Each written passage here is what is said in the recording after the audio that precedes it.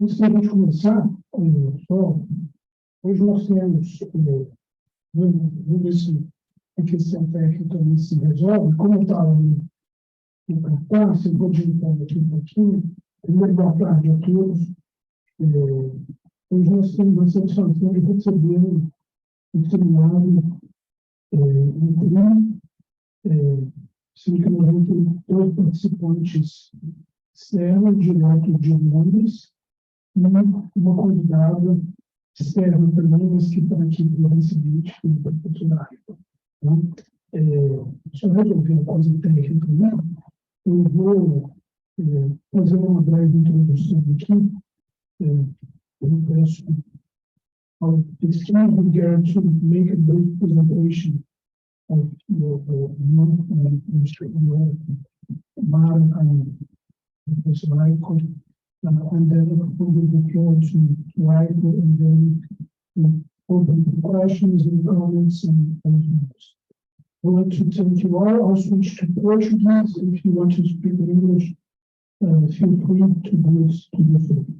Então, a gente tem o prazer de receber aqui hoje dois convidados, o professor Gary Jones, que é professor da UNESCOM, do Departamento de Geografia, trabalhando com a geografia urbana, diretor do Centro de Clima do Caribe do Caribe, trabalhando com a desigualdade, urbana, de desigualdade, dentre outras desigualdades, pelo doutorado dele em Cambridge, ele tem foco exatamente na economia urbana latino-americana, onde especial atenção para o México.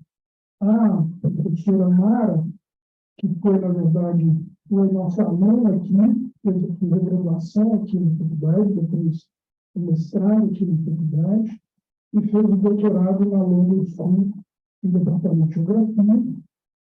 Trabalhando hoje está na Birkbeck University, em Londres, trabalhando exatamente com a questão urbana, da economia popular e do espaço urbano, notadamente a questão de, por exemplo, de abastecimento militar das cidades, questão urbana, metropolitana do Brasil, são temas de interesse dela. E, portanto, muito importante também, uma pessoa que já é uma parceira já de longa data, já esteve aqui no CDPLAR, foi um prazer tê-la aqui novamente, a professora Ayrton, que está ligada ao King's College, trabalhando na área de sociologia, política, principalmente na área do Departamento de Relações Internacionais e Desenvolvimento Internacional, com interesse exatamente em desigualdades, em identidades, questão urbana e urbanização ligada à população indígena, a questão da segurança alimentar, e eles estão aqui hoje, vão fazer um seminário exatamente sobre a questão do abastecimento alimentar, principalmente durante a pandemia. É um tipo de seminário, de certa forma, provocador, buscando substância, práticas alimentares e segurança alimentar nas periferias urbanas durante a pandemia. Então, eu queria, mais uma vez, agradecer tanto a Michael, que está aqui presente, então foi uma enorme oportunidade para a gente conseguir casar as agendas e ter a satisfação dela poder estar em Belo Horizonte na data de hoje. Agradecer a Mara pelo esforço que ela fez. Eu fiquei adquirindo a Mara para que ela participasse e tivesse um seminário com a gente. E, finalmente, agradecer ao professor Gary Jones pela sua participação aqui. Pelo que eles acertaram, a Ayrton vai fazer a apresentação, depois a gente abre para comentários, perguntas, tá? So I'll move the floor to Ayrton. Gary, feel free to make any comments. Obrigada, Bernardo, e obrigada a todo mundo por ter vindo, obrigada pelo convite. Você pode estar comigo, tá? Tchau, vai ficar limitado.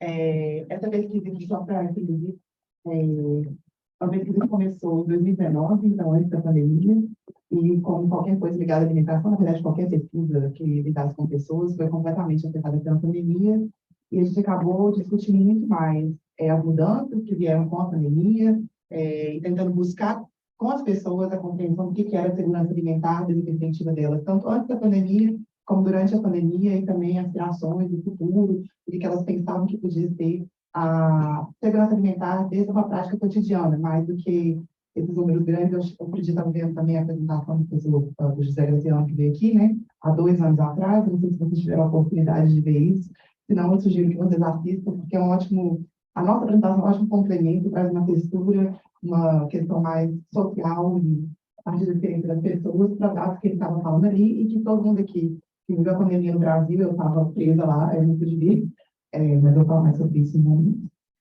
Não pude repetir, então espero, assim, é uma pesquisa que vão ver bastante qualitativa, então vocês vão com a gente também no passeio. Foi uma pesquisa que foi liderada pelo Gareth, que vai eventualmente aparecer desde a LSI, né, no estudo de nomes, mas eu e a Mara participamos. Na época eu trabalhava na LSI, agora eu fico aqui, em parceria com o Instituto INSPER, em São Paulo, que são os engenheiros que trabalham mais com a parte da logística da nossa pesquisa. Então, a gente começou com o interesse em pensar como que as periferias urbanas acessam uma alimentação saudável, comida fresca, que é um desafio logístico, mas também uma questão de saúde pública, né? E foi virando uma outra coisa, que é o que a gente vai discutir um pouco com vocês aqui, a partir das reflexões que a gente teve com o trabalho de campo. Essa pesquisa foi financiada pela British Academy, então agora que eu já falei com os sponsors, acho que a gente pode continuar. Então, como eu disse, no começo da pesquisa, era uma ideia de tratar como que a gente acessa alimentos frescos, como que as pessoas conseguem comprar, quais são as práticas de aquisição. E aí, quando começou a pandemia, tudo isso mudou, várias coisas, os processos mudaram, e diversas anedotas que a gente tem, que hoje a gente observou durante a pandemia, refletiram para nós questões de segurança alimentar. Mas eu acho que essa daqui é uma das que a gente mais gosta. Várias estavam bem pequenininhas, então, assim, posso ser um pouco, mas isso aqui é um tweet do Lula, de março de 2021, em que está justamente refletindo a situação da pandemia e pensando também no processo que foi durante os governos do PT, principalmente o governo do Lula, né, de inclusão da população de baixa renda, né, das classes populares do Brasil, e como que isso mudou uma sensação de inclusão a partir do consumo, lembrando que a alimentação é um direito humano, necessariamente deveria ter um mercado, né, a gente compra comida, a gente pode plantar também, mas é diferente, grande parte do nosso acesso à alimentação, nas questões de segurança alimentar, principalmente na cidade, se dá através do mercado. Então, o Lula está falando, no final, ele reflete sobre a situação da pandemia e pensa sobre como que na época dele tinha um orgulho de ver um peão falando que ia ter picanha no churrasco. E o que eu acho que isso, assim, a questão do que parece ser supérfluo, do que parece ser não é essencial na vida das pessoas, também indica uma boa segurança alimentar, que tem justamente a ver com a gente poder acessar a comida que para nós é culturalmente significativa, não só necessariamente de nutrientes que são importantes para a gente viver. Então, a picanha, ela faz parte de uma ideia que a gente chama de substância, que no fundo é uma segurança alimentar plena, na verdade. Essa ideia de que você tem que você precisa para viver uma vida ativa e saudável, e também de ser feliz pela vida, aproveitar a sua alimentação. E durante a pandemia, você deve ter visto muitos relatos parecidos com esse, essa situação de que antes existia, inclusive, uma certa abundância, né, passa a ter uma situação marcada por crescente insegurança alimentar, que é quando você para de comer as coisas que você gosta, da segurança alimentar leve, uma segurança alimentar moderada, quando você começa a pular a refeição e parar de comer certas coisas, até insegurança alimentar severa, que é a fome mesmo. Então, aqui a gente tem uma participante falando, tipo, eu tive que parar de comer certas coisas, principalmente a carne, a mistura. Em São Paulo se utiliza mais aqui, mas essa participante é da Bahia, eu já vou falar mais sobre isso, falando que realmente da pandemia a gente comeu o que tinha. Então, o que a gente está tentando refletir aqui? Essa é a questão da segurança alimentar como substância, como uma questão de mobilidade social, de dignidade humana e da própria capacidade de você ter da sua vida o que você gostaria de ter para além do necessário, estritamente necessário. Então, a gente começa rapidamente vou passar por isso rapidamente, porque todo mundo aqui tem esse conhecimento sobre isso. O Brasil sai do mapa da fome, da FAO, em 2014, que reflete qualquer país que tenha uma população com insegurança alimentar extrema, mais de 5% incluído no mapa da fome da FAO. Então, em 2014, o Brasil saiu, fruto de uma série de processos políticos, de instituições que foram bastante holísticos de tratar a fome como objeto político de Estado. Então, não era mais governo, não era mais questão de doação, caridade, boa vontade, era uma política de Estado que envolvia uma série de políticas e instituições que não eram necessariamente apenas ligadas à questão da fome, né? Mas todas elas vão trabalhar conjuntamente para melhorar a situação geral do povo no Brasil. Então, também tem um processo de constitucionalização do direito à alimentação como direito humano no Brasil, e também outros processos que estão mais amplos, mais macros, também vão gerar impactos na segurança alimentar, inclusive o aumento do salário mínimo, que também afeta, você sabe, né? Os informais, a redução do desemprego, que gera uma redução da pobreza e a redução da desigualdade social, mas também contribuindo para o aumento do consumo, em geral, e do padrão de consumo, principalmente das classes populares. No entanto, logo depois que o Brasil saiu do mapa da fome, que vocês podem ver esse gráfico aqui, a insegurança alimentar no Brasil voltou a crescer. Então, desde 2015, você começa a ter uma redução dos gastos com segurança alimentar e nutricional no Brasil, que vai se reduzir ainda mais com o tempo, e vai chegar lá perto de zero com o governo Bolsonaro.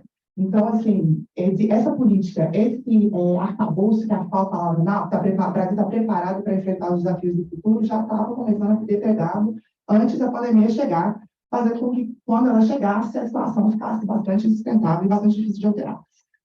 Uma outra coisa que é importante, talvez vocês mais novos que eu, não sei se vocês vão ter a mesma lembrança, que quando eu era pequena, eu lembro de representações da fome no Brasil, serem bastante rurais. Uma questão do nordestino, e também, mesmo na FAO, está bem ligada a essa representação da fome no âmbito rural, ligada à sazonalidade da produção, principalmente nos agricultores de subsistência, né? Na África tem esse tipo de condição. Essa representação do Brasil, que tinha um prato de uma panelona de feijão com 4 bolinhas de feijão e um monte de água, sumiu. Começou a ter, durante a pandemia, aquela representação das famílias para fora do açougue, né? Pegar resto de osso. Então, a carne também participou, a carne, o resto da carne, participou, foi um elemento muito importante para refletir a deterioração do padrão de vida do brasileiro durante a pandemia, mas como a gente está destacando aqui, é uma coisa que já vinha caminhando para acontecer e na pandemia tudo desandou. Então, 83% da população brasileira urbana, né, que está na situação de fome, estão em cidades também. Então, como que a gente vai pensar a insegurança alimentar nas periferias brasileiras? Não é uma questão apenas de sazonalidade, é uma questão mais da oferta ou da demanda, né, por alimentos. Pode ser uma questão da demanda, porque nas periferias urbanas, em particular, você vai ter famílias que vão ter uma renda bastante fluida, ou que não conseguem prever a renda, ou vai ter restrita, mas pode ser também uma questão da oferta, né? Pode ser que a oferta vai ter desafios da distribuição, que vão fazer com que certas áreas da cidade tenham menos mercados, menos sacolão, menos disponibilidade de alimentos diversos, mas particularmente no início da pesquisa, né, alimentos frescos. E também cresceu, e acho que durante a pandemia eu acabei vendo cada vez mais esses termos sendo refletidos na mídia, uma noção de que, bom, as áreas mais pobres da cidade, as periferias, as favelas, as ocupações, elas não têm estabelecimentos que vendam alimentos, principalmente alimentos saudáveis. Então, você cria o que o José Gaetano estava falando na pandemia, né, de obesidade, questão ambiental também, mas também obesidade e fome, em que as pessoas começam a estar empanturradas, porém com fome, porque temos pântanos e os desertos alimentares. Esses conceitos, eles vêm principalmente da literatura norte-americana, anglo, né, mas desenvolvida mais nos Estados Unidos, para uma ideia de que em bairros pobres e racializados negros ou racializados como históricos nos Estados Unidos, principalmente inner city, né, o centro da cidade, ficaram esvaziados de estabelecimentos que vendem alimentos frescos e saudáveis. Então, esses são os desertos alimentares, tá? E existe também a noção de pampas, que normalmente vem junto do deserto, que é um lugar onde você vai ter muita porcaria sendo vendida. Eu falo porcaria, que é uma palavra que mais besteira e porcaria são palavras que apareceram na nossa pesquisa também, mas ultraprocessado, fast food, essas coisas. Duas coisas que esses termos aparecem muito, mas a gente questiona muito vários aspectos de como essa tecnologia se aplica ao conceito brasileiro. Para começar, a noção de pântano e deserto são noções que naturalizam dimensões que estão construídas. Né? Assim, o processo de urbanização não é um processo natural. Como que vai ter o acesso às infraestruturas, a forma como essa população é distribuída, não é um processo casual. Ele responde a uma série de estruturas que já existem.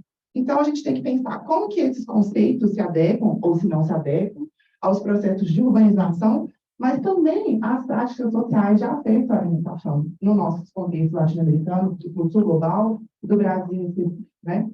Então, uma coisa que a gente estava pensando é justamente reforçar uma ideia de que sim, existe uma questão de infraestrutura que não só dos estabelecimentos, mas também infraestruturas públicas que possibilitam o acesso, mas também infraestruturas sociais, que é o que a gente vai pegar uma ideia da Marta Simone, que é de pessoas com infraestrutura e como elas são responsáveis por prover alimentação na ausência de outras infraestruturas rígidas, né, físicas, de serviços que também contribuem para trazer alimentação para esses espaços. Uma coisa que a gente já sabia que acontecia, mas durante a pandemia ficou transformada, é justamente, por exemplo, uma coisa muito comum que as pessoas comprem, de fato, as periferias têm poucos estabelecimentos que vendem esse tipo de alimentação em geral, não só alimentação saudável, alimentação em geral. Mas muitas vezes as pessoas saem para trabalhar e no caminho do trabalho, no retorno, elas trazem a comida. Existem muitas práticas de troca, vários desses processos que dependiam da interação pessoal foram cortados. Mas também as periferias têm uma série não quero dizer carência, mas um pouco ausência de infraestruturas que possibilitem a produção alimentar de uma maneira, por exemplo, uma das comunidades que a gente tem pesquisa quase não tem energia. Então, como que você consegue refrigerar a sua alimentação adequadamente, né? Essa é a realidade das periferias brasileiras, que é muito diversa, e que a gente tenta refletir aqui na pesquisa. Só uma coisa, quando tiver uma palavra aqui embaixo, é porque a foto foi tirada por participante, se não tiver nada, como só ver. Então, o resto da apresentação vai desenvolver mais ou menos assim, vou passar rapidamente pela pesquisa, o que a gente fez, os métodos e tal, para depois discutir um pouco dos cotidianos da segurança alimentar. Por isso que eu acho muito interessante que tiverem interesse, quiserem ver, não tiverem visto a apresentação do Verdeano, isso traz um pouco para a realidade os números que ele traz mais agregados. Então, assim, eu acho um pouco mais da minha parte. E aí, depois, discutir um pouco o que seriam algumas das infraestruturas da alimentação que surgiram durante a pandemia. A gente trata como infraestruturas, uma combinação das infraestruturas mais físicas e das infraestruturas mais sociais, que a gente está falando aqui, para depois, nos últimos comentários, eu depois a gente vai fazer uma pergunta para nós. Então, a pesquisa, que eu tenho pessoas, eu vou estar aqui, conversando com as pessoas, nas lojinhas, durante a pandemia, não pôde acontecer.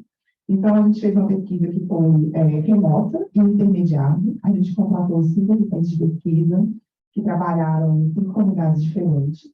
E a gente fez tudo 100%, inclusive os assistentes de pesquisa que estavam aqui, fez tudo 100% por WhatsApp. Posso falar mais então, se vocês quiserem. Mas, a partir disso, a gente criou 3 métodos principais de coleta de dados. Um era a entrevista assíncrona, que a gente chama de diário, que era todos os dias, os assistentes de pesquisa mandavam mensagem para os participantes, perguntando alguma coisa sobre a rotina de alimentação, sobre as práticas de aquisição, sobre as dimensões afetivas da alimentação.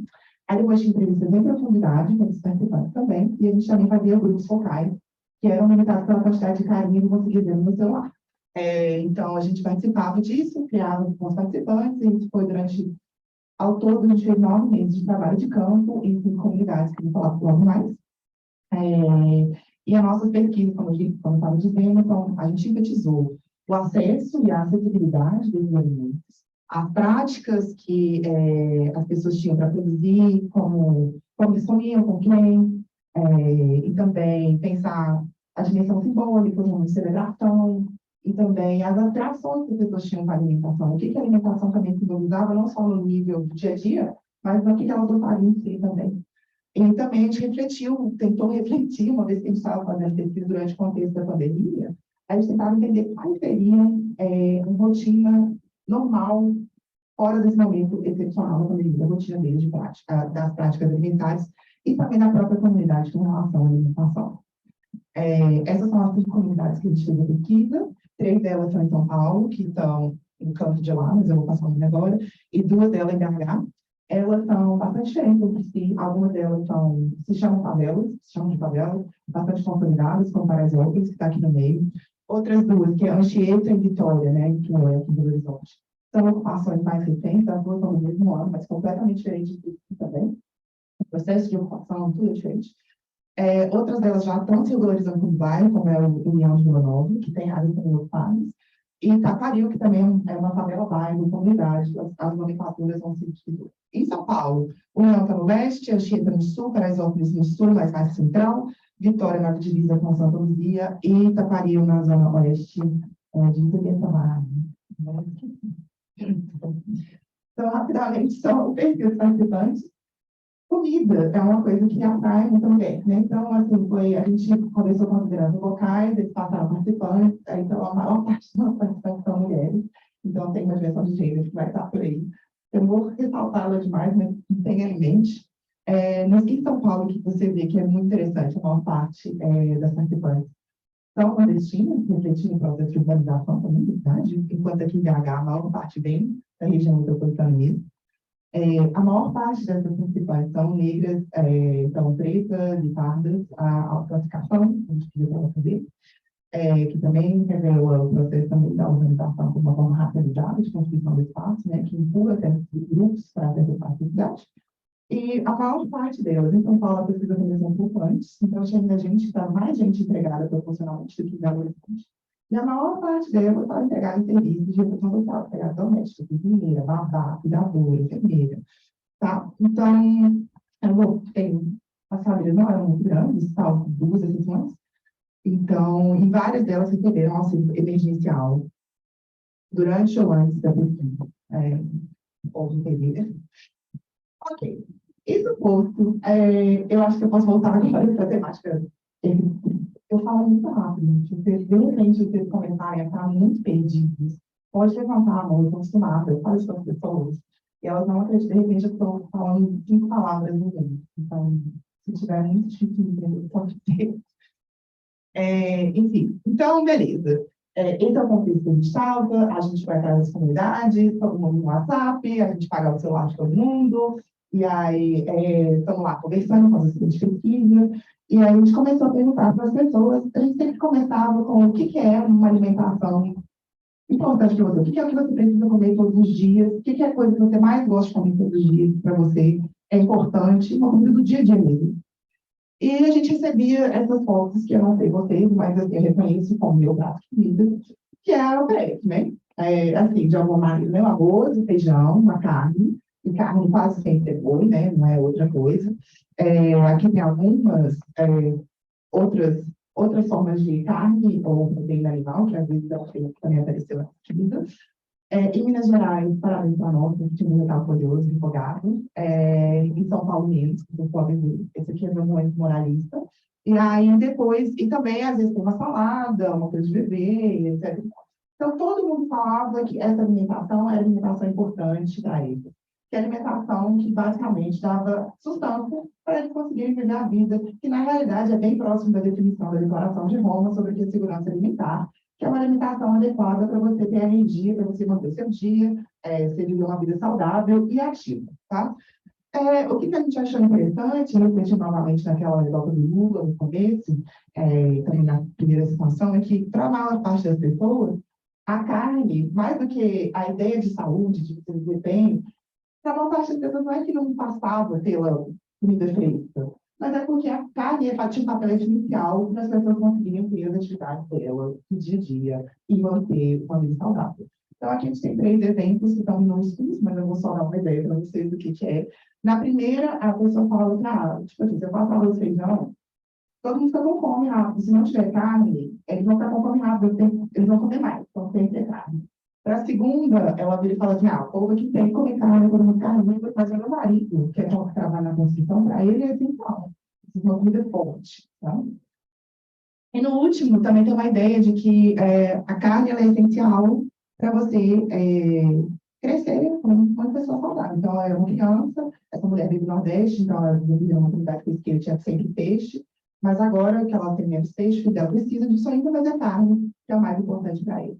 Então, essa ideia de substância, é isso que eu estou querendo reforçar nesse aspecto, é justamente isso de que é uma alimentação complexa, tem dúvida, tem tudo, tem isso e tal, mas é o arroz, feijão e a carne que faz parte do sistema brasileiro de uma ideia de dignidade pessoal, tá? E que tudo isso, como já falei, e reforço aqui agora, foi muito rompido pela pandemia, esse processo de inclusão, de poder, trazendo não só a insegurança alimentar, mas uma quebra dessa noção da dignidade também. Então, aqui são alguns dados gerais, que eu falo que são efeitos multiscalares, porque eles acontecem no âmbito mais amplo, mas eles vão ter efeitos diferentes, tanto no domicílio, mas também na relação dos domicílios entre cada comunidade, que são bastante diversos, não sei se eu comentei isso suficiente, mas enfim, mas também entre as comunidades que são bastante diferentes entre si. Então, uma coisa que a gente observou, particularmente para Paraisópolis, que você tem uma estratificação social muito maior do que, por exemplo, nas ocupações. Então, em Paraisópolis, a gente tinha uma participante que era funcionária pública e comia frutas diferentes, comia comidas diferentes. Então, você tinha participantes que estavam passando fome, mesmo, pulando muitas refeições. Enfim, então a gente tem uma perda de 8 milhões de empregos só no primeiro ano da pandemia, eu só coloquei os dados do primeiro ano, e a maior parte dos empregos informais, principalmente entre os informais, e mais entre mulheres também, refletindo também uma coisa que a gente viu com a nossa amostra pequenininha de participantes, né? Você tem a inflação de alimentos, que todo mundo aqui viveu ela, mas só basicamente porque, não sabe, teve essa trabalho que quanto aumentou na velocidade que a gente fez a pesquisa. Tem outra questão que também vai afetar, que é o fechamento das escolas, né, que vai fazer com que tenha mais gente em casa, mais gente comendo, mais boca para alimentar, mais gasto para as famílias. E também aumenta com o fechamento das escolas, principalmente, mas também todo mundo em casa, as responsabilidades que já eram femininizadas, aumentando também a insegurança, problemas emocionais, mentais, que também reportaram para nós. Mas também uma coisa que aconteceu foi uma ruptura daquelas rotinas da distribuição e do acesso ao alimento. Então, todo mundo que ia na feira, principalmente em São Paulo, feira é muito comum. Eles iam muito na feira, comprar, não tinha mais feira, ou então não ia mais para o trabalho, então não comprava, tinha que comprar no mercadinho perto do bairro, que era mais caro. Então, todo mundo estava ficando. Todos esses processos acontecem para dificultar o acesso dificultar a garantia de segurança alimentar no ambiente doméstico. Então, novamente, uma situação pequenininha aqui. Então, falando justamente isso, né, que meu filho estava na escola, agora ele tem que ficar em casa, tem que cozinhar para mais gente. E aí ela reflete sobre como que isso também se reflete na comunidade, né? Aqui piorou muito, porque muita gente aqui em Paraisópolis é mãe e pai. Muitas vezes é mãe e pai. Criar filho sozinho é muito difícil. E a gente está desempregada, como é que a gente faz? Onde vem esse dinheiro? E ainda por cima ficar criança em casa o dia inteiro, para adultos já é difícil, para criança ainda mais. Então, assim, é uma multiscalaridade, mas também um caráter bastante complexo dos problemas que as pessoas estavam vivendo. Aqui, uma outra ação que tem um conteúdo parecido, que é justamente isso. Aumentou não só o custo com a alimentação por si só, mas também, por exemplo, o gás de cozinha aumentou muito, né? E o trabalho, porque antes eu cozinhava em 2 dias, agora eu cozinho todo dia, 2 vezes, e é muita comida. Isso também se reflete, como eu já estava falando, sobre nas desigualdades que já existem no interior das comunidades e entre as comunidades entre si. Então, como a gente vai ter desde espaços que são mais urbanizados, né, ou que estão mais formalizados com relação ao poder público, você vai ter uma série de serviços que não vão estar disponíveis em outros. Então, enquanto a pandemia estava acontecendo, as duas ocupações estavam lutando para regularizar o serviço de água, não tinha, Vitória não tinha eletricidade formalizada, então tinha esse problema, né, da energia elétrica. Você não pode comprar muita comida, porque você vai no mercado uma vez, você não tem como guardar. Você vai perder, o feijão vai azedar. Então, assim, isso gerava uma série de problemas entre as comunidades, mas dentro das comunidades mesmo, como eu disse, também tem essas desigualdades. E acho que é muito importante pensar isso, porque, particularmente, você vai vendo que eu imagino que vocês não, mas assim, em outros espaços, as pessoas têm uma noção muito homogênea do que são as periferias do Brasil. Dentro da própria cidade, ou, por exemplo, aqui a gente está falando na região sudeste, entendeu? O que seriam as dinâmicas na região norte, na região nordeste, são bastante, podem ser muito diferentes, de um jeito que eu não necessariamente consigo imaginar ou escrever aqui. Mas dentro desse processo que a gente viu, é que as pessoas tinham consciência das desigualdades que já estavam são dentro da comunidade, e tentavam também achar formas de compensar por essas desigualdades no contexto das comunidades que elas moravam. Então, por exemplo, o Luan, que mora em Vitória, ele falava justamente que aqui é tudo muito caro para comprar, então eu sempre que eu posso, eu saio de Vitória. Não sei se vocês já foram lá em Vitória. enfim, tá bem na cidade, dentro, assim, em Grotão, assim. Então, ela é a gente não asfaltada, né? O asfalto está bem na entradinha da comunidade, depois não tem mais nada. Então, quando chove, é muito difícil sair de lá. E aí, o Luan está falando que quando ele vai sair, ele vai no caminho de moto, a saída da comunidade, pega um busão, às vezes pede carona para o busão, e aí ele consegue trazer comida, ele vai com a esposa dele. Mas, por exemplo, a Geise, que é outra participante que está no grupo local, mora lá embaixo, né? Lá embaixo mesmo. A uns 2 quilômetros de morro até ela conseguir estar na parte asfaltada. E ela é uma mulher bem mais idosa, com problemas de locomoção, porque ela tem diabetes. Então, a gente está falando, tipo assim, para ela é muito mais difícil, sabe? E, assim, não existe. Então, isso aqui você tem uma noção de que essas infraestruturas sociais, as infraestruturas físicas, né, do asfalto, da conexão com o transporte público e também do próprio CEP, né, para poder ser reconhecidas enquanto cidadão, não está criando ainda mais dificuldades no acesso à alimentação. Então, também no contexto da pandemia, é só para destacar aqui que teve uma série de intervenções governamentais que também tiveram da mesma forma que algumas intervenções, algumas instituições políticas públicas na época do Lula tiveram efeito direto e indireto, né, na alimentação. Uma coisa que rolou aqui, o IDH totalmente tinha feito da prefeitura. Em São Paulo, tinha 2 vouchers de alimentação, um era de R$ 60, o outro era de 30, para alunos da escola, do ensino municipal e do ensino estadual, né, fundamental e médio, que eles eram, sim, utilizados 100% para alimentação. Então, porque as pessoas só podiam usar no supermercado, estava dentro do banquinho lá da ELA e pagava a comida delas. E muitas vezes elas usavam, principalmente para dar nome, e tipo de criança, para as crianças, eles sentiam que era para isso. A QPH tinha vindo em prefeitura, que também tinha um problema de como as pessoas iam buscar essa cesta, por causa das desigualdades do acesso. Às vezes a pessoa estava no Vitória, mas ela já estava em Santa Luzia, então ela recebia a bolsa, ela recebia a cesta, recebia uma cesta de Santa Luzia, que era bem menor. Então, isso também gerava outras desigualdades lá dentro. E também, claro, o auxílio emergencial. Então, esse número é bastante alto do nível de pobreza, porque mesmo mais para baixo existe uma mudança na distribuição da renda aqui, que reflete não só nos níveis mais baixos, mas também está presente nos níveis mais altos, inclusive, que teve uma redução bastante. Essa redução não é só de quem está abaixo dos dois, acho que é 2,25 agora, né? Mas teve uma redução significativa da pobreza, teve uma redução da desigualdade, mas uma coisa que a insegurança alimentar continuou no pano de fundo. E uma coisa que a gente observou na pesquisa é que isso não é usado como renda. O auxílio emergencial, apesar de ele ter sido apresentado como uma renda quase universal, assim, tem condicionalidade, as pessoas entenderam isso como uma bola de dinheiro, uma bolada de dinheiro, que elas não mereceria por sabe Deus quando, e que elas estavam usando para investir em outras coisas da vida dela, ao invés de alimentação. Um das assistentes de pesquisa ficava revoltada. Nossa, mas a pessoa não está em renda nenhuma, como que ela está reformando o banheiro, pagando dívida, ao invés de comprar comida? Eu falei, minha amiga, o dinheiro é dela, ela faz o que ela quiser, e foi o que muita gente fez na nossa pesquisa. Era tipo assim, com o auxílio emergencial, a primeira coisa que eu vou fazer é pagar a conta de luz. Porque que não adianta comer escuro, entendeu?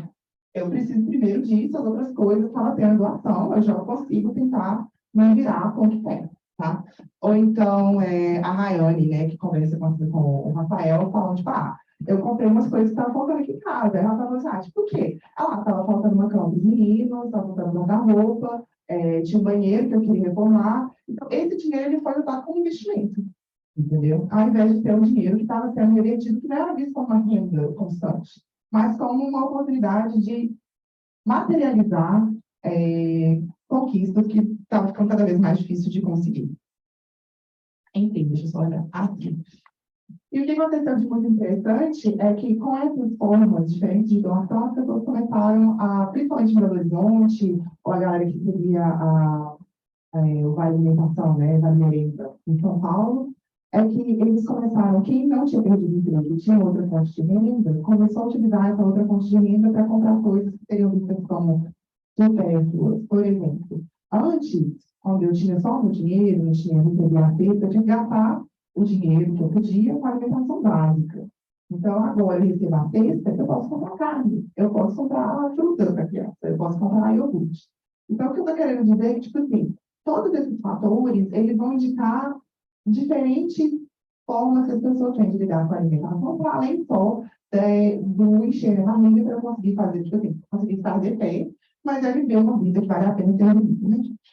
Não, acho que é. Pois é, então, agora que a gente eu já falei muito e rapidamente sobre como que as pessoas, o cotidiano das estruturas, né, mais do que só essa forma mais abstrata de pensar o futuro, a gente começou a pensar, ok, tinha as infraestruturas que já existiam antes, infraestruturas sociais, práticas, entre as pessoas, para trazer a alimentação para esses espaços, mas durante a pandemia, esses estão não podem acontecer da mesma forma. Então, surgem outras infraestruturas sociais da alimentação, que são diversas, e a principal delas, durante a pandemia, foi doação. Então, aqui, ela tá, a Isabel, que mora em Vitória, está refletindo justamente isso, assim, porque, olha, não consigo mais fazer todas as coisas e, graças a Deus, chegaram as doações. Eu sinto falta, né, é, da carne, da pizza, porque a doação ela também ela não é uma coisa que ela vai falar aquela coisa básica, e a ideia de que você precisa disso para viver todos os dias, mas quando você está reembolsar o tempo inteiro, é mais do que isso. Assim. Então, é graças a Deus que chegou a doação, mas eu sinto muita falta, porque ela é picanha, que não está nessa situação, mas na próxima, logo depois, ela fala justamente isso. Assim. Os preços aumentaram, eu não consigo comprar as coisas, então a doação ajuda muito, é muito bom, graças a Deus que está aqui, mas ainda não estou sentindo que eu estou na situação de segurança alimentar a respeito disso.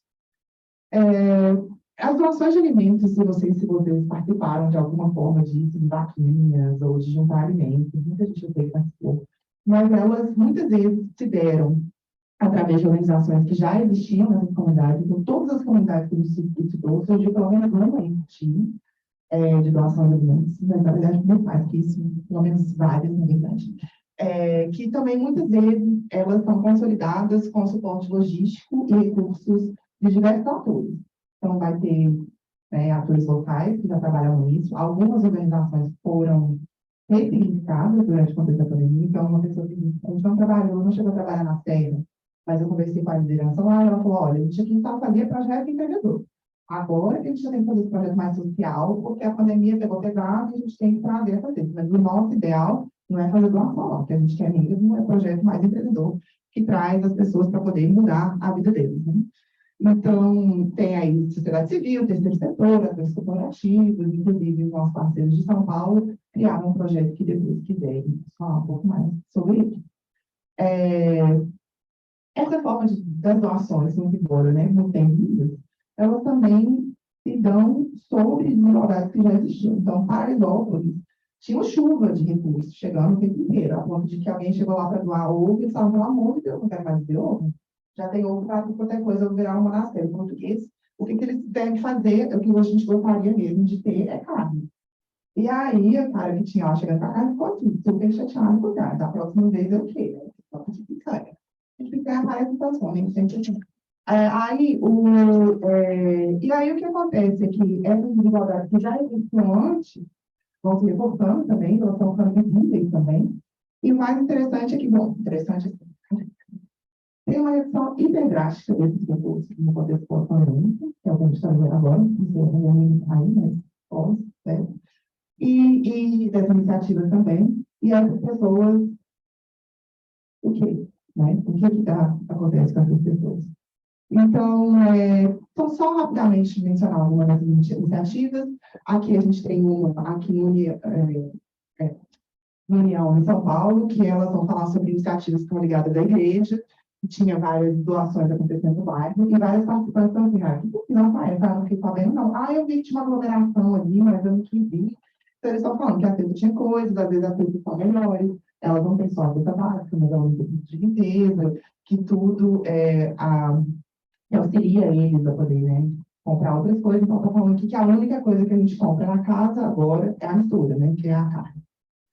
E aí, por exemplo, essa história aqui já em Belo Horizonte, uma outra organização que chama Casa Hip Hop, que fica no Tapaí, e ela está falando que eles organizaram, ou seja, a Instituto de Cultura, e eles passaram a organizar as doações naquele espaço, juntamente com outras organizações do Tapaí e tal, e aí eles iam, entregavam a cesta em casa, e tinha ingredientes que o pessoal valorizava e que normalmente não tinha na cesta básica da prefeitura, por exemplo.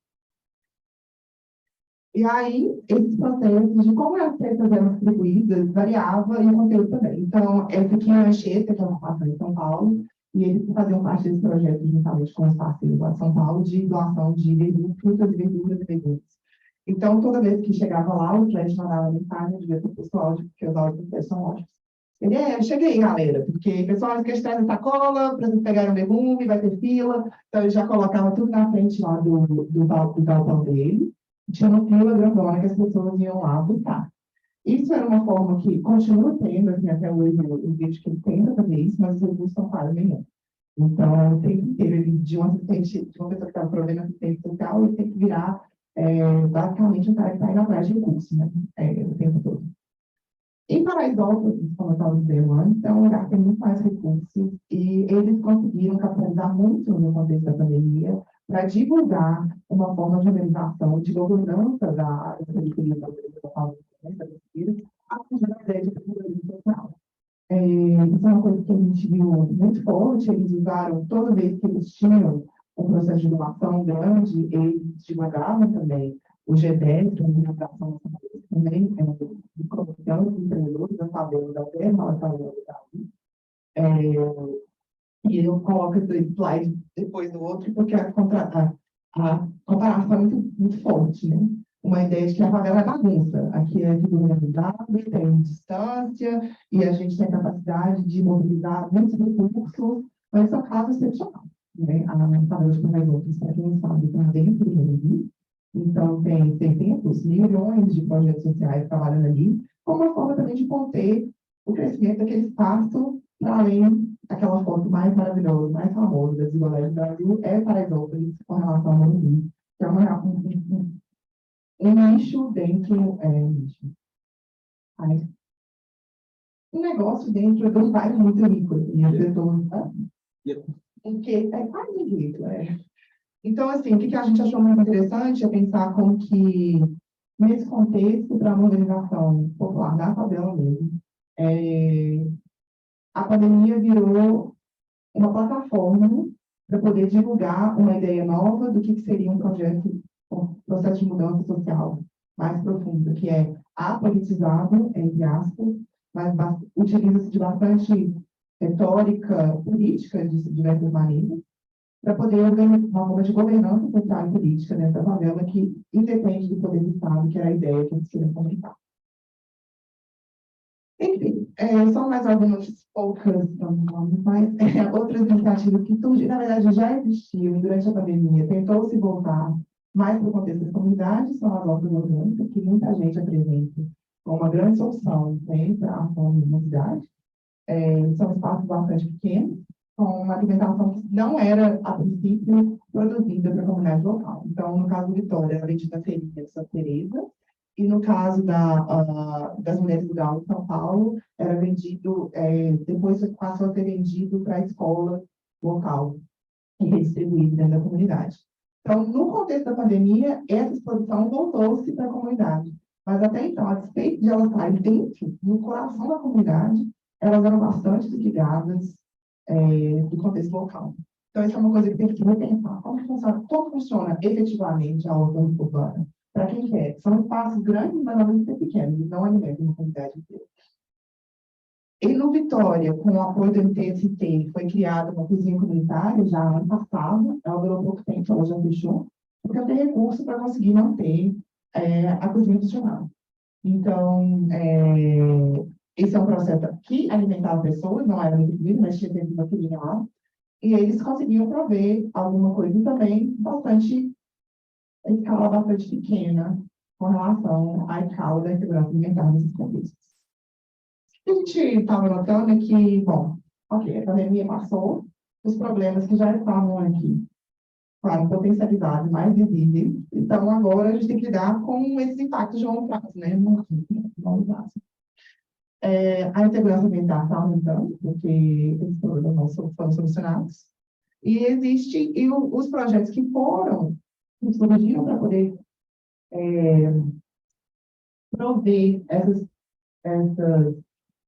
infraestruturas sociais que tinham sido rompidas, não conseguem sustentar, e tampouco eles conseguem, tampouco essas formas anteriores se restabeleceram na forma como elas existiam antes. Então, isso reforça tem um reforço dessas diferenças que já existiam entre as comunidades, que se tornam ainda mais também visíveis e aparentes. E uma ideia de que tudo que aconteceu na pandemia foi um pouco um caráter excepcional, né? Quando na realidade era um processo estrutural que já estava, que já existia e continua existindo e não vai passar porque a pandemia acabou, ou quase acabou, espero. Aí o que a gente tem que se pergunta é que agora, né, por exemplo, com o retorno do PT, hoje mesmo está na televisão, já está falando que voltou a ter o programa de aquisição de alimentos, né, o Sistema voltou, voltou uma série de políticas da Bolsa Família 3, estava mobilizando, aumentando o salário mínimo, vários fatores que contribuíram para reduzir a insegurança alimentar nos anos 2000, então voltando agora, mas o tipo de recurso pode ser que não seja exatamente o mesmo para poder sanar os problemas de agora. Então, só para concluir, eu consigo falar com o tempo mais ou menos certo, justamente porque eu falo muito rápido, né? Então, se vocês não entenderam nada, depois perguntam. Então, o que a gente está tentando vender para vocês, essa ideia, é de que a alimentação como infraestrutura é pensar justamente primeiro que a alimentação ela não se restringe só aos clientes. É importante pensar sobre o cliente, sobre uma alimentação saudável, mas ela tem dimensões simbólicas, afetivas, que devem ser levadas em conta, e vai estressar também coisas materiais, né, o acesso, a possibilidade de acesso, mas aspiracional de inclusão, mobilidade social e dignidade humana também são muito importantes, né? Então, eles vão também, a alimentação, ela também, nesse sentido de expressar a dignidade humana, ela também é capaz de refletir a existência nossa para além da sobrevivência. E eu acho que isso deve ser um ponto de partida também para a alimentação. Porque muitas vezes acaba que a gente chega num ponto que a gente só está pensando, o que é o que as pessoas precisam para sobreviver? E isso é muito pouco. Talvez alcançar esse ideal, mas a gente tem que pensar a alimentação desde o princípio com algo que tem diferentes dimensões. Né? Não só para a gente, é importante pensar quem tem meio serviço financeiro também. A sustância, né, que é essa ideia da dignidade, da segurança alimentar para além só da nutrição, ela então vai depender dessa variedade de infraestruturas sociais que tiveram novos propósitos, que algumas delas foram rompidas e foram recriadas no contexto da pandemia.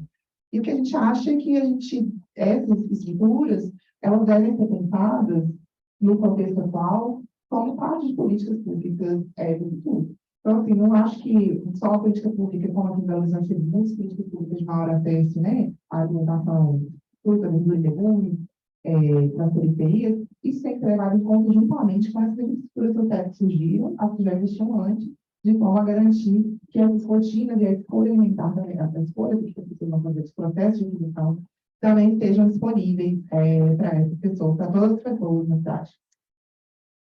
Então, é isso. Muito obrigada. Eu vou fazer de volta aí.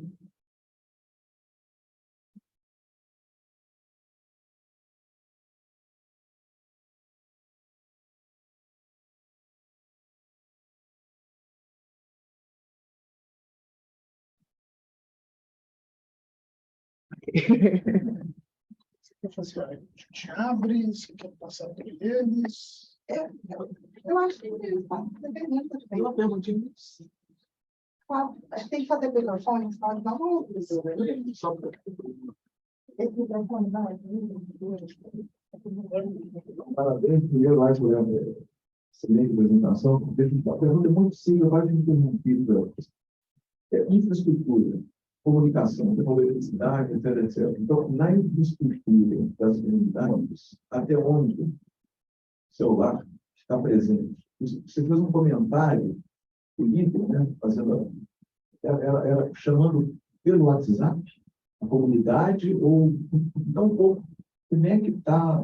É até uma coisa, né, a infraestrutura de comunicação de última linha para dar conta de um problema histórico, né? Bom, só um comentário sobre isso, como disseminado, ou celular é um negócio que vocês deram para quem participou da pesquisa, então um pouco, enfim, como que aquele líder se comunicou com a turma toda para anunciar que chegou sexta base. Top, mas... Eu acho que é simples mesmo. Uma coisa que a gente já sabia é que a maior parte da população brasileira tem smartphone. E a nossa empresa, a gente pagou a conta celular, não celular. Então, todos eles usavam muito WhatsApp, inclusive status WhatsApp, para você ter pesquisa, eu ia fazer pesquisa pelo lado, assim, vendo o que as pessoas estavam falando. Mas, na realidade, todo mundo tinha WhatsApp na pesquisa. Isso era um requisito, mas é bastante disseminada a presença de smartphone. E eles faziam a divulgação dessa distribuição muito pelo Facebook e muito pelo WhatsApp. Eram as duas redes que eles utilizavam mais nesse contexto. Então, por exemplo, o Flash, primeiro ele mandava texto, o Flash era líder, esse líder que estava ali, ele mandava o texto, só que aí ele viu que tinha muita gente que não conseguia ler. Então, ele começou a mandar só áudio. Então, mesmo a nossa pesquisa, a gente começava sempre por áudio só, e aí depois a gente perguntava, tinha gente que preferia escrever, aí escrevia. Mas tinha gente que era só áudio. Então, essa participante mesmo que tinha essa foto ali do Flash e tal, ela não sabia ler e nem escrever. Então, a pesquisa foi toda áudio. Mas é bastante disseminada a presença de smartphone, pelo menos em Belo Horizonte, São Paulo. Claro que tem gente que não tem, mas acho que isso que está falando agora, mas acho que eu estou pensando no Brasil, eu tenho que é um número bem alto. Vamos abrir? Pode, vamos fazer uma rodada. Alguém que vai perguntar só pedir para acho que não. Na verdade, dúvidas que eu tenho, nem no seu trabalho, mas sobre segurança alimentar, não sei se você pode me ajudar. Sabe essa pesquisa do Vigisan, né, que você mostrou ali? E a primeira pergunta é se dá para confiar, igual a gente confia em PNAD e PLOS, e se dá para confiar, o que explica em 2021 está muito mais alto que em 2020 na insegurança alimentar severa? Mais um link.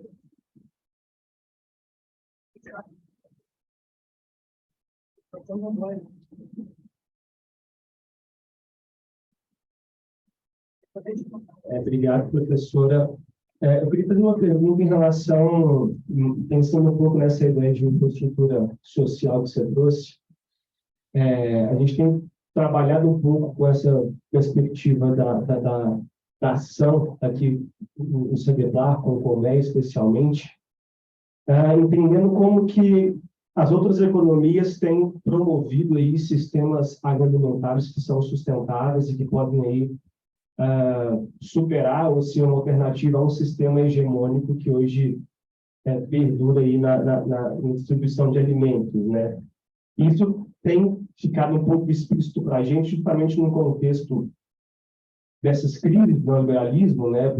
Como você disse, né? O acesso ao alimento se dá mediante o mercado de trabalho, o mercado, só que com o aumento do desemprego, enfim, né? Questão da inflação, esse acesso via mercado tem sido cada vez mais dificultado, né? Até antes mesmo da pandemia, né? E tem se criado, que a gente tem discutido aqui sim, um pouco de outras economias que a gente chama economias diversas, né? A economia um pouco mais solidária, né? Que se reflete muito, se expressa muito nas trocas, nas doações, mas também na questão da produção, né? Quintais produtivos, hortas coletivas, né? Enfim, todas essas trocas, né, que são fundamentadas em princípios de reciprocidade, solidariedade. Eu gostaria de saber se vocês identificaram, para além, né, dessas práticas que emergiram na pandemia, se já existiam essas infraestruturas que a gente chama aqui de outras economias, para além do mercado, nesses territórios, né? E em que medida que vocês identificam isso como, de certa forma, um resquício ou uma característica desse processo, dessa dinâmica espacial campo-cidade, né? Eu acho que aí a gente pode fazer talvez um link com o pensamento do Antônio Cândido, no sentido de que, na medida em que, porque se tinha-se, né, segundo o Cândido, nos anos 50, aí, uma população camponesa rural que conseguia garantir a segurança alimentar a partir de relações vicinais, de autarquia, que ele chamava, que era baseada nessas trocas, enfim, autoprodução. E que, assim como o urbano industrial chega na cidade, chega no campo, né, e corrompe e modifica um pouco esse modo de consumo do alimento, há também uma carga expressiva de pessoas do campo para a cidade, né, principalmente as periferias, né? Em que medida que essas pessoas também trazem um pouco desses princípios, dessas práticas, desses arranjos, e que a gente pode, talvez, associar um pouco com essas práticas de solidariedade, reciprocidade que hoje estão formadas. Vocês conseguem ver alguma relação, algum link quanto a isso? E o último ponto é em relação às culturas alimentares, né? Se vocês observaram se há uma mudança na qualidade também do consumo, porque, como você mostrou, as periferias hoje estão acessando produtos mais ultraprocessados, de baixa qualidade, né? Essas práticas que surgiram na pandemia se atentaram para essa questão da qualidade do alimento, de preservar a cultura alimentar, alimento mais saudável, enfim. Aiko, vocês me escutam? Oi, eu estou te escutando. Eu te pegar mais uma pergunta em telefone, pode ser mais? É, claro, sim. Você está ouvindo, né? Tô. Então, tá. Boa tarde. Você destacou no slide que me teve essa heterogeneidade. Eu sou doutorado aqui em economia. Foi destacado a heterogeneidade da pesquisa, e se ela tiver uma continuidade, por ter sido online, talvez a oportunidade de avaliar essas periferias urbanas no Nordeste, porque tem algumas palavras que chamam a atenção. A primeira delas é substância. E o que é substância lá? Qual é o alimento de substância no Nordeste? É o cuscuz. E por uma questão de já convivência prolongada com a cultura da pobreza, o cuscuz, se você usar como uma ferramenta de segurança alimentar, hoje, compara o preço do pão com a farinha de milho. Uma família nordestina grande, o cuscuz, ele serve a família inteira e você gasta R$ 3. Você vai comprar um pão francês hoje, R$ 1, um pão francês aqui em Belo Horizonte. Então, essa questão de avaliação de infraestruturas de acesso a uma alimentação mais saudável. Talvez, se você estivesse no mercado do Nordeste, apesar de ter níveis salariais, níveis de emprego menores do que o Sudeste, a gente talvez pudesse ter observado uma reversão da não segurança alimentar. Por quê? Porque você tem mais acesso a frutas, verduras num preço bem melhor. E aí eu falo da minha realidade. Eu não sou uma pessoa da periferia urbana, mas você chega em Belo Horizonte, você vai comprar um abacaxi, é R$ 5, R$ 7. No mercado central de Aracaju, onde eu morava, o Ceasa de Aracaju é dentro do centro da cidade. Então, as pessoas têm acesso a isso de uma forma muito mais fácil. Você vai comprar 2 abacaxis por R$ 4. Você vai ter... E aí tem essa questão, eu fico inquieto, mas eu falo dos colegas, esse mito da picanha. Né? Porque o lazer do pobre é churrasco. Você não vai sair do seu bairro, na periferia, para ir um teatro, um cinema. Você vai fazer um churrasquinho com sua cerveja de Itaipava. Não necessariamente de picanha. Né? Picanha fica bonito. Então, assim, a gente pode ter que essa questão da reversão desse mito da picanha, porque você tem lá a cultura alimentar, porque não é falta, não é insegura, tá? As vísceras causam espanto desses pesquisadores, mas sarapatel, moela, coração de galinha, é uma delícia o nordestino come, porque isso faz parte da cultura, talvez seja nutricionalmente tão rico quanto uma picanha, e talvez não tenha. Então, assim, a gente vai ver assim, será que, apesar de ser mais pobre, houve menos insegurança alimentar nessas regiões que têm uma cultura de convivência com esses momentos, né? Essa é uma, se tiver uma oportunidade de ampliar essa pesquisa e talvez continuar, seria interessante. Mara? Oi, vocês me escutam?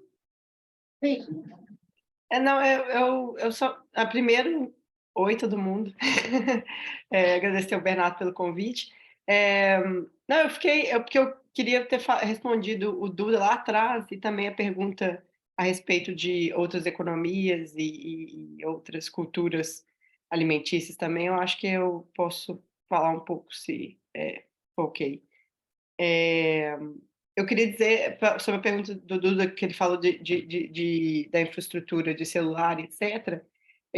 Assim, só para dizer que, embora, de fato, igual você falou, Aiko, existe o acesso a smartphone no Brasil é bem difundido, eu imagino que a gente não conseguiu pegar uma parcela dessa população que, na realidade, talvez esteja entre as mais como é que fala, com insegurança alimentar mais alta, né? Pela falta de acesso ao celular e também pela desconexão com as redes que a gente utilizou para poder construir a nossa amostra, né? Então, para chegar nas pessoas, né? Às vezes as pessoas que estão, né, em situação de maior vulnerabilidade estão mais desconectadas em vários sentidos, né? Então, eu acho que tem essa questão para considerar. Eu não sei quem fez a pergunta sobre as outras economias, mas a gente, em 2 territórios que a gente olhou, primeiro, tem uma distinção aí, né, entre talvez economia popular e economia solidária, assim, de certa forma, porque uma das questões que a gente queria levantar com o projeto, quando a gente estava falando dessa discussão sobre a crítica ao conceito de desertos alimentares, é que ele não considera exatamente várias dessas formas, da economia popular, né, nesses territórios, assim, desde, por exemplo, a gente estava lá na Ocupação Vitória um dia e passa um cara numa bicicleta vendendo pão. Isso não está considerado nessa discussão, né? Mas tem também o rapaz que vende ovo numa van, que passa pelo território. Ou alguém que vende verdura, que tem um quintal produtivo, igual você falou, e vende verdura para os vizinhos, etc. Então, essas questões existem e a pesquisa captura elas de certa forma. E tem as hortas urbanas, né, que a gente, em 2 territórios que a gente analisou, tinham hortas urbanas, uma em Vitória e uma em União de Vila Nova. E assim, embora de fato essas hortas urbanas existam e elas estejam proliferando, o que a gente observou na realidade é que a sobrevivência econômica dessas hortas urbanas requer que elas, na realidade, vendam para fora das comunidades, muitas vezes. Então, embora essa horta ela tenha uma importância do ponto de vista de geração de renda para essas populações e também, de certa forma, assim, alguém vai lá e pega uma verdura, etc., de vez em quando, a subsistência econômica dessas iniciativas depende de uma demanda externa às comunidades, muitas vezes. E o interessante durante a pandemia é que as 2 hortas, através de parcerias, uma com a Fundação Fiocruz e a outra com o CREM, né, lá em São Paulo, fizeram parcerias para poder conseguir, na realidade, escoar a produção das hortas urbanas para dentro da comunidade, em forma de doação. E aí, essa gera essa infraestrutura, né, para usar nosso arcabouço teórico, digamos assim, gera essa ponte, né, entre as hortas urbanas e os bairros, né. E eu acho que isso é uma questão importante de se pensar, né, porque de fato as hortas urbanas podem ser um jeito, né, de diversificar tanto a alimentação quanto a forma através da qual as pessoas acessam alimentos, mas elas muitas vezes precisam de acesso a recursos, né, para poder operarem de forma sustentável, assim, e poderem escoar a produção internamente, ao invés de terem que vender para a classe média para conseguir sustentar. E aí, assim, só comentando rapidamente a última questão que foi trazida a respeito do Nordeste, eu acho que isso dialoga super bem com o que foi a nossa ideia dentro da pesquisa, a ideia de sustância, a ideia de segurança alimentar percebida, de certa forma, ela é extremamente cultural. Então, ela varia em territórios, né? Ela varia um pouco, São Paulo pelo Belo Horizonte, não tanto. Tem a ver um pouco, por exemplo, essa composição que a Aik estava falando, que em São Paulo tem uma parcela da população que é migrante do Nordeste, né? Elas vão ter características um pouco distintas. Mas a outra questão, quando a gente fala da picanha, é menos, acho que a respeito de sustância no sentido de segurança alimentar básica, mas mais no sentido de percepção de mobilidade social, né? Da pessoa não só estar satisfeita do ponto de vista alimentício, mas também ter uma percepção de mobilidade, né? Então, eu acho que é isso que essa metáfora da picanha do Lula traz. Não é tanto a questão da sustância no sentido da segurança alimentar, mas mais no sentido da mobilidade social. Então tem essa, digamos assim, essa tensão que a gente está brincando com ela, de certa forma, entre uma noção cultural e uma noção intencional de segurança alimentar, mas a gente acha que elas, na realidade, estão bem casadas, né? Até pelo conceito, né, de culturalmente apropriado que traz nessa questão da segurança alimentar. É isso que eu queria falar.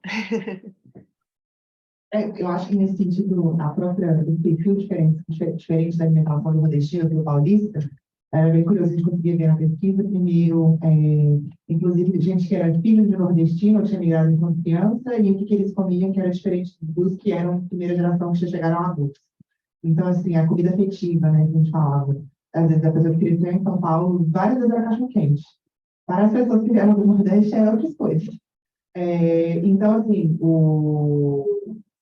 isso, e aqui em Belo Horizonte também, não tinha muita gente de São Paulo com comida afetiva, porque eles tinham saudade da infância e tal. E isso é uma coisa muito diferente, bastante cultural mesmo. Tinha gente com cuscuz, mais peixe, mais fruta, e falava justamente da mudança de quanto eles gastavam, né, com o que eles sentiam ter uma alimentação adequada no Nordeste e em São Paulo. Obviamente, tem como te dizer, a partir da minha pesquisa, o que eu acho que foi a insegurança alimentar lá, ou se eles tinham condição se era mais seguro ou não, porque eles comem, tem menos tabu com certas comidas. Assim. Eu fiquei impressionada, pessoalmente, em quanto pouco de fígado e miúdos que Minas a gente come. Né? Eu ouvi na pesquisa, assim, eu ouvi pouco mesmo, eu achei curioso, que eu não ouvi muito. Mas eu achei que estaria mais presente. Mas, assim, é isso. Aqui tinha verdura verde escura e em São Paulo quase não. Então, ora pronobis era uma punk, né? Plantas alimentícias não convencionais. Então, tipo, ora pronobis, tipo, de que é máximo, sabe? Mas por exemplo, que é isso, assim, porque em São Paulo se perdeu diversas tradições que vêm do campo ou do interior, que lá não tem mais. Sobre essa pergunta, eu tenho que ler com mais cuidado qual é a metodologia deles, para te dizer se é ou não confiável. Uma coisa que eu acho que aconteceu de gente falar que alguém não é renda, mas de alguma forma segurou o auxílio emergencial durante o ano de 2020, era maior que 2021. Então, e a coisa continua desgringolando, as pessoas vão tendo cada vez mais emprego aumentou também. Então, eu acho que, na verdade, o número de ocupação talvez tenha aumentado no ano de 2021. Mas teve mais inflação, guerra monetária, teve 2022. Todos os fatores vão configurar. Agora, por que exatamente? Mas, você sabe por quê? Tem alguma explicação? E por que a segurança alimentar aumentou em 2021 em relação a 2020? Assim, na realidade, eu esqueci de comentar. Eu acho, na realidade, que embora a gente está usando esse dado, e eu acho que ele dá uma ideia da questão da segurança alimentar, eu não acho que ele é tão seguro que nem a PNAD, não, assim, na minha opinião. Então, eu acho que ele é um dado que eu acho que dá uma ideia do que está acontecendo, mas não é uma pesquisa tão completa. Eu não acho que seja, assim, né? Porque a PNAD, ela e aí até essa comparação, né? Mas eu acho que dá para dar um panorama. A diferença, eu acho que é isso que a Aika está falando mesmo, assim, porque a situação vai deteriorando e o auxílio emergencial, que estava segurando um pouco a onda, diminui, né? Entre 2020 e 2021. E, na realidade, o gráfico é 2020 e 2022, né? 22 é quando esse contexto pós-pandêmico, né, pós-pandêmico, que o auxílio emergencial praticamente, né, e os auxílios em geral não existem, e as doações também que estavam segurando a onda também caem bastante. Então, assim, eu diria que essa seria a dinâmica, assim, mas eu acho que né, tem que ver o dado com um pouco né, pinch of salt, que a gente fala em inglês. Então, políticas públicas também, que no período foram totalmente sucateadas. Bem Então, sucateada. a gente só continuou porque teve muita pressão do Congresso. Mas como o orçamento não foi reduzido. E assim, você não fechou, né, durante o governo Bolsonaro. Então, assim, agora não está voltando. Mas aí é para ver, né? Que é um dois, né? Não tem que ver como é que isso agiu, qual foi o resultado disso. Mas, assim, tinha bastante secretaria em termos gerais, né? Não só política de alimentação, segurança alimentar e nutricional. Tem mais alguma coisa?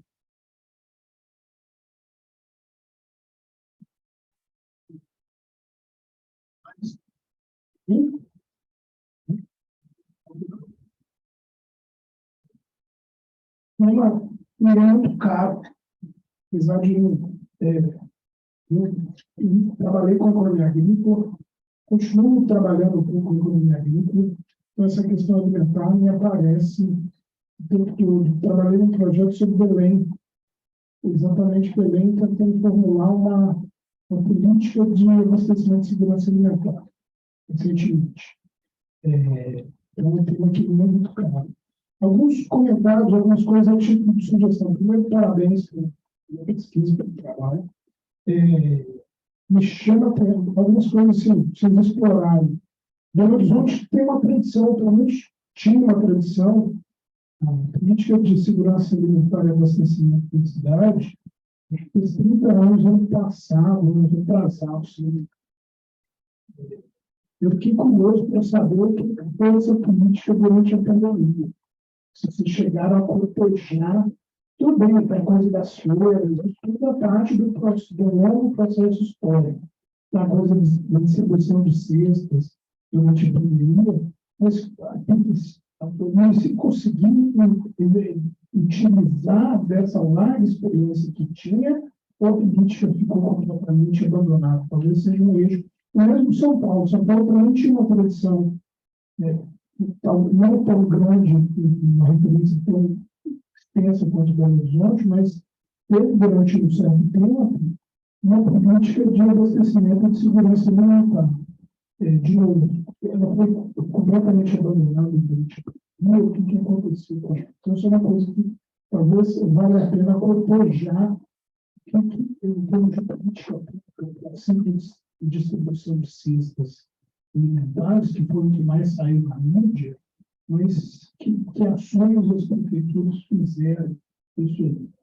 Outra coisa que eu, assim, eu também pegou no gancho, e acho que você pode alargar um pouco, pegar outras, os planos da pesquisa de orçamento familiar.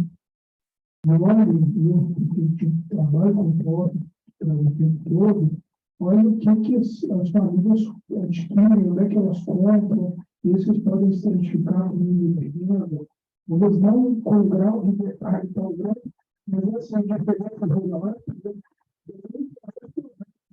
são acerca de consumo de doenças.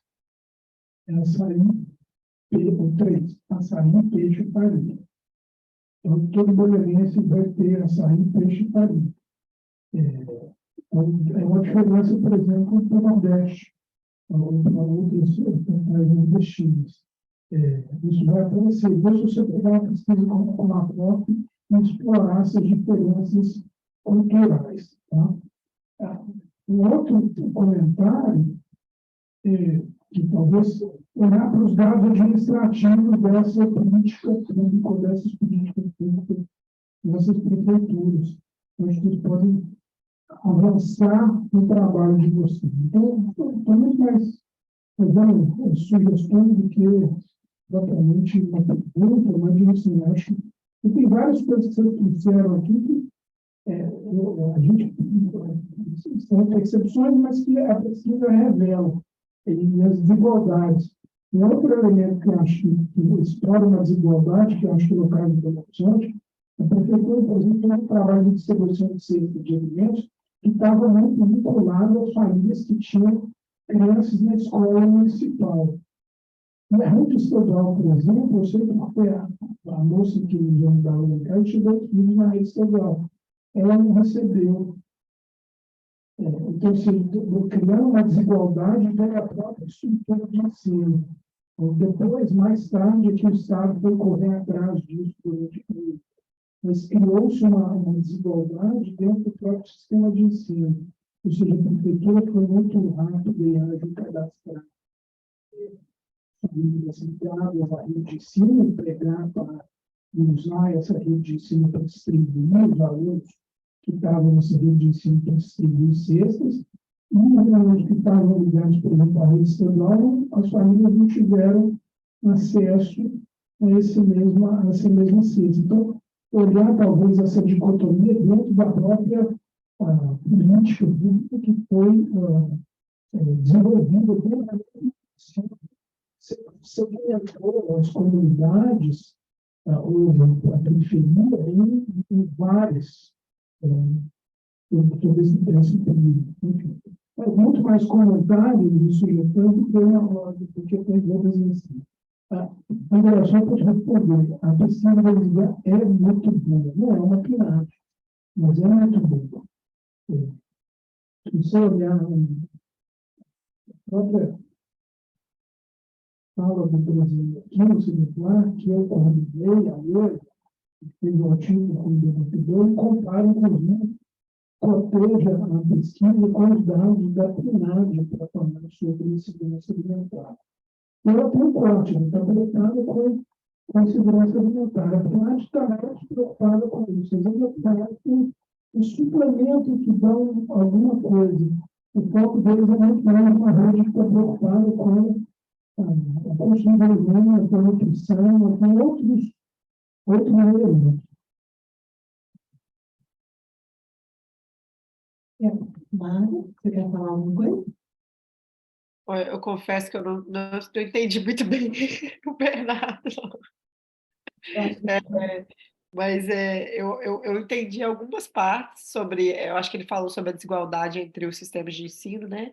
Escolas municipais estaduais e as escolas de Belo Horizonte distribuíram cestas, escolas estaduais. Eu acho que teve alguma coisa, mas não foi tão bom. É um bom ponto para a gente também discutir, assim. E o outro ponto que ele levantou foi sobre Belo Horizonte, né? Sobre a política de segurança alimentar. Quando a gente desenhou a pesquisa, né? A gente tinha essa ideia, a comparação de São Paulo e Belo Horizonte tinha muito a ver com isso, né? Por Belo Horizonte ser conhecido por ter, reconhecida por ter essa política alimentar de sucesso, né? Tem até um livro que chama A Cidade que Acabou com a Fome, uma coisa assim. E a nossa ideia, porque o nosso trabalho tem essa característica, né, quantitativa, de ser bem voltado assim, para o cotidiano, etc., a nossa ideia é sempre seria ver se essa política, né, essa política de segurança alimentar de Belo Horizonte, ela apareceria, de certa forma, no dado, né, na vida cotidiana das pessoas. E assim, eu particularmente não vi assim, aparecendo de forma tão forte.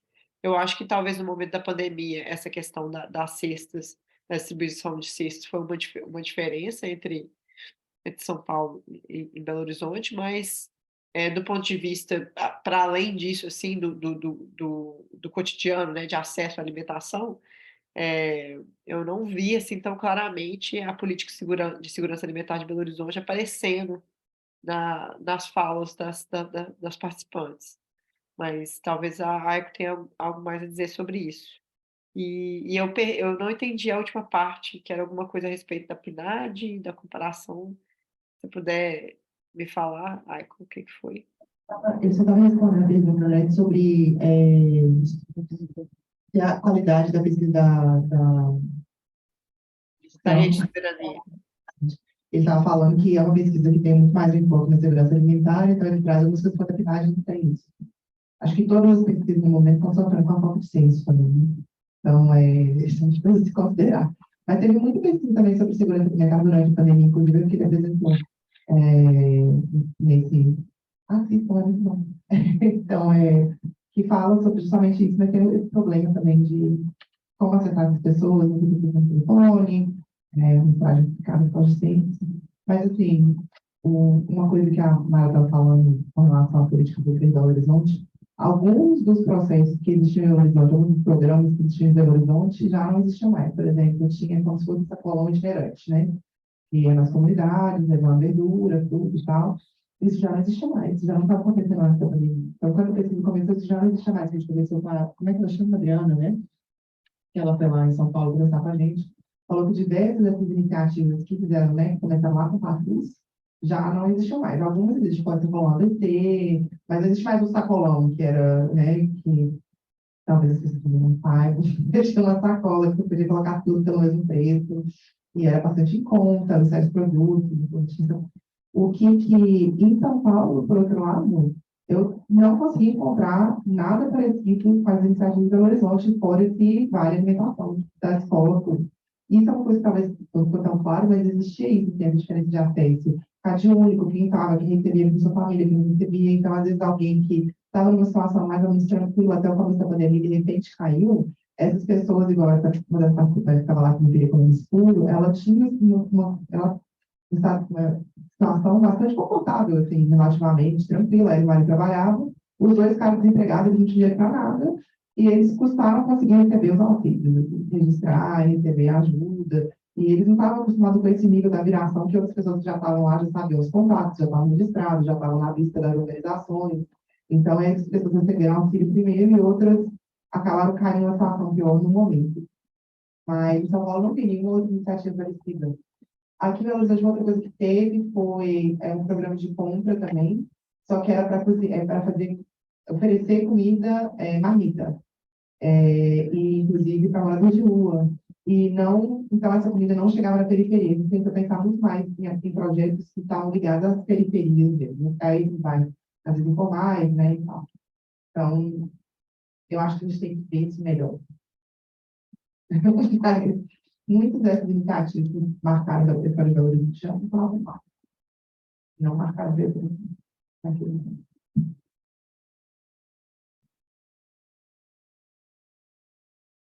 Só para complementar um pouco essa discussão sobre a política de Belo Horizonte, e eu não sei, a gente não estudou isso tão a fundo ainda, assim, para poder entender o que aconteceu, mas eu fico imaginando que pode ser similar ao que aconteceu com a política habitacional de Belo Horizonte, que também tem, assim, similarmente também começou com Patrus e na década de 90, né, e era também referência no Brasil, e acaba que com a criação do Ministério das Cidades e depois Minha Casa Minha Vida, etc., essa política que era um pouco mais concentrada no município, ela se federaliza de certa forma, né? Então, eu fiquei pensando se algo similar não pode ter acontecido em relação ao Fome Zero, né, da esfera federal meio que capturar essa questão de alguma forma e essas iniciativas mais municipais, né, irem perdendo um pouco o protagonismo, de certa forma, né?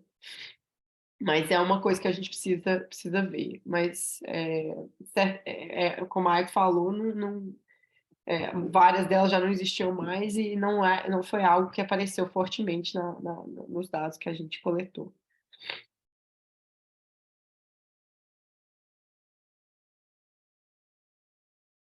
Guerra desapareceu, né? Agora que eu vi. Sumiu, deixou a gente visãozinho. Eu acho que foi demais pro português dele. Eu falei, não, eu já estava falando isso, enquanto eu estava falando, eu uma mensagem, porque a gente não conseguiu entender nada. Alguma pergunta, comentário, sugestão, crítica? Só comentando a respeito do vídeo da talvez a metodologia, porque a estatística de 2021, você tinha menos auxílio emergencial. Você tinha uma inflação da vida, você tinha uma coisa, você sentiu ou era essa manhada na cara. Tem como comprar um valor determinado, tem que explicar a segurança do capital maior. Tem que acabar com esse tipo de picanha, tem que botar meodo, músculo, galinha, frango, e tá feito, porque o cara não tem como comprar, porque esse não comprar feito. Essa segurança vem para uma coisa. Se não, ele falou que tem que acabar com a picanha aqui, olha. Em 2021 aumentou, né, o auxílio emergencial, aumenta a inflação, e aí com isso a gente fica esperando comer picanha. Na verdade, a gente tem que, para garantir a segurança alimentar, tem que voltar a comer ovo, comer miúdo. Comer o quê? Mas não, mas Não, assim, eu acho que a questão que a gente traz para a pesquisa é que assim, não é o que a gente acha ou não, que deve ser segurança alimentar, é o que as pessoas percebem, né? E querendo ou não, assim, o que é o que apareceu no dado, as pessoas falam muito sobre o consumo de carne como algo importante para elas, né? Então a gente a gente está como é que fala, interpretando essa informação, né? Mas de fato, assim, a gente já foi até perguntado sobre isso, né? Essa questão do, por exemplo, do aumento do consumo de carne vis-à-vis, por exemplo, a questão ambiental, né? Que é realmente, de fato, um problema, mas é uma percepção mais social, que não tem como, é difícil de mudar, né? Depende também, talvez, de uma política de Estado, assim, e o Lula, com as declarações dele, não está ajudando muito nessa questão, né? E nem o falecido também, porque esse mito também existia, né? Tanto que, eu não sei se vocês vão lembrar, são várias vinhetas, né, sobre isso, né? Na eleição teve um açougue em algum lugar no Sul que estava distribuindo picanha a R$ 22 o quilo, mas só para quem estava com a camisa do Brasil, né? E aí depois deu uma confusão, morreu gente na fila, e, tipo, foi uma bagunça, enfim. Então, assim, essa conexão entre o consumo de carne e a percepção de mobilidade social é uma coisa que está no imaginário popular, né? Então, os líderes aí políticos estão mexendo um pouco com isso. Então, é uma questão a se pensar. Não sei se eu entendi direito o comentário, se eu estou falando bobagem, enfim.